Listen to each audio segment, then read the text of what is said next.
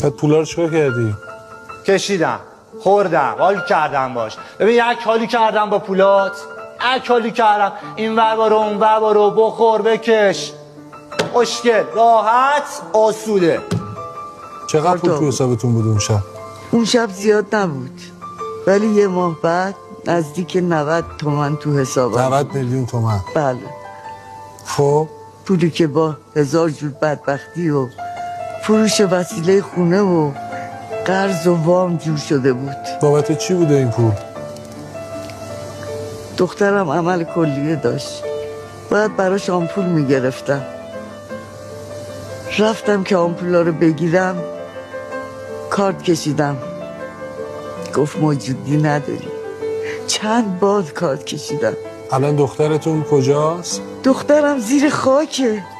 آقای قاضی، من دیگه چطوری میتونم آروم بگیرم؟ پولای دختر من جور نشد، بچم مرد. چی جوری من آروم بگیرم دیگه؟ مادر غلط کردم، مادر غلط کردم. تو رو خدا حلالم کن، تو رو روح بچه، تو رو روح دخترت حلالم کن.